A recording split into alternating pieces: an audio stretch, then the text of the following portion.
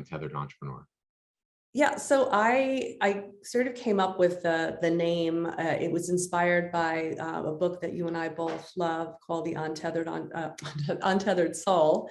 And the premise behind the Untethered Soul, it's a fantastic book that I think everybody should read.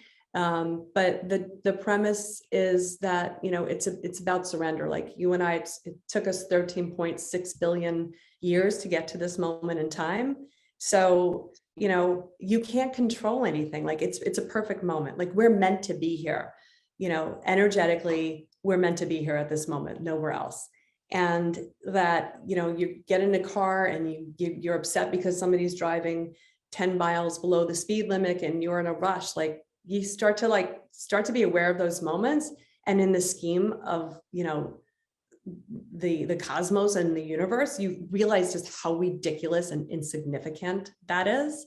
And when you start thinking in that way of like kind of the surrender in every moment, and by the way, this stuff is really not easy because if the more you catch yourself and train yourself, right? Because it's always about training your mind, and because your thoughts control your emotions, your feelings, and then they control your actions, your habits, all of those things come out of that. So a lot of people say, well, I just can't do that. I'm like, no, you choose not to. Right. Of course you can, right? It's working on something. I can't speak in public. Yes, you can. If you train for anything, you can, I'm not saying you can become the greatest public speaker, but you can definitely speak passably well, right? So it's these things that we tell ourselves. So to me, the Untethered Entrepreneur is about freeing ourselves from all of the restraints that hold us back from achieving greatness in our business and in our lives, right? Because what we found is that they're inextricably woven together at this point, right? With work and with COVID. So yeah.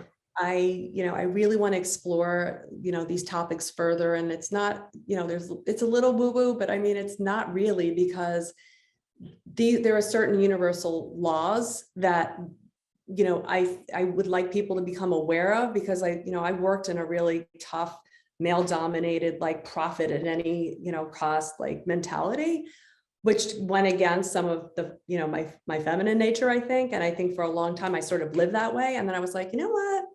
That's not working for me anymore. And I don't want to show up that way. And I want to be who I am. And I want to teach others that you can be exactly who you are and still be successful and have, make a lot of money and do all of those things and help people and be a good human being.